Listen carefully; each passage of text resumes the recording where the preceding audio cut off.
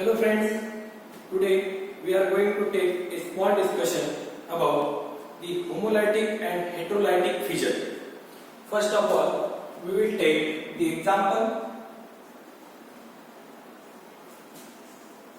for homolytic fission. What is homolytic fission? Homolytic fission or homolysis, or it is also called as homolysis. The homolytic fission is the symmetrical breaking of covalent bond. For example, if A and B atoms are joined together by the sharing of electrons, that is, they must have a covalent bond between them. If this covalent bond is symmetrically break, then what will happen? A will take up its electron and B will take up its electron. Therefore, the free radicals are formed. So, the homolytic fission is the symmetrical breaking of covalent bond in which free radicals are formed. Here, A and B have each electron shared with each other. When we break it homolytically, that is homolysis, A and B free radicals are formed. If free radicals are highly reactive species that are formed that contain odd electron. Okay. Now, if H2 bond, if in case of H2, hydrogen single bond is present, two hydrogen shares one electron with each other.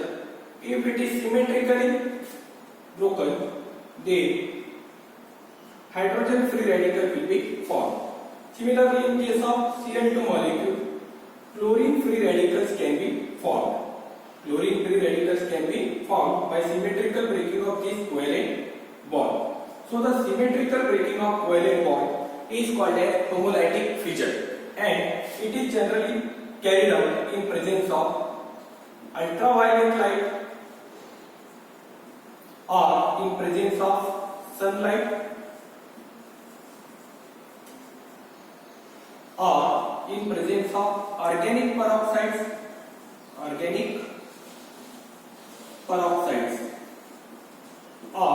in presence of non-polar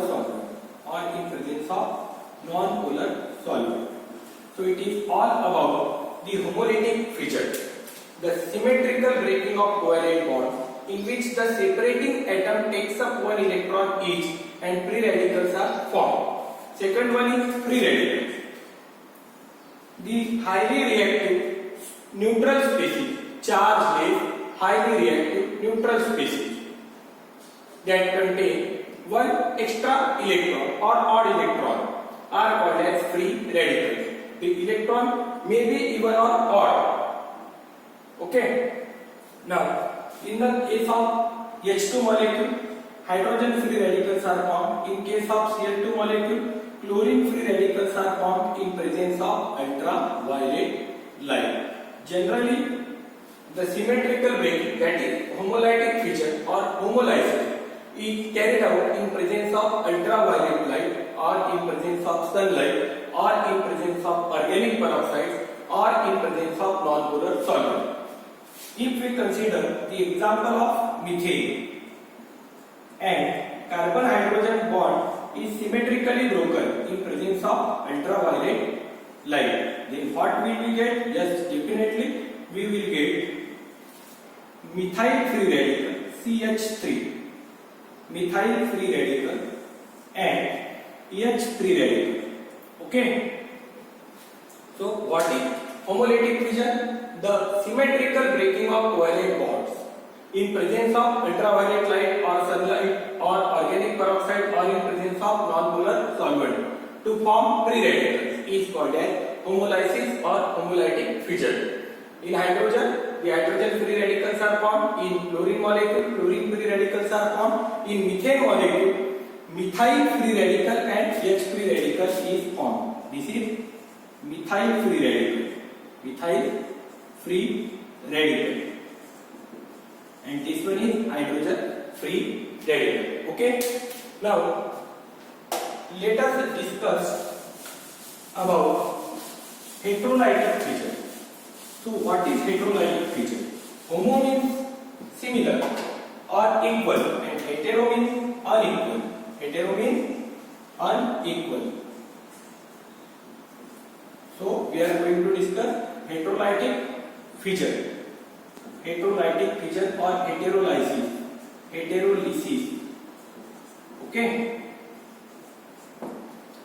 It is an unsymmetrical breaking of covalent bond. Again we consider the example AB where A and B are joined by sharing of one electron, therefore a covalent bond is present between them.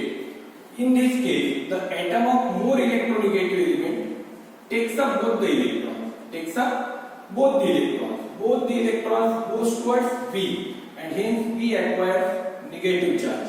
And A becomes electron deficient. It loses its electron, therefore it acquires positive charge. Okay.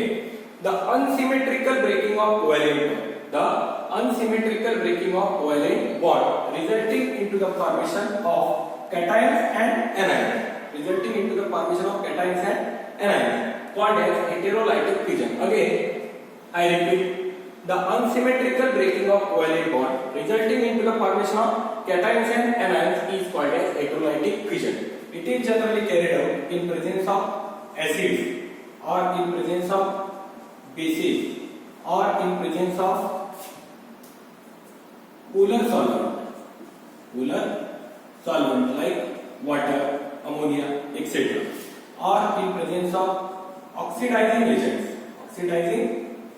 agents or in presence of reducing agents. Okay. Or also in presence of Lewis acids and Lewis bases. In presence of Lewis acid and Lewis base. Okay. So what is heterolytic fission?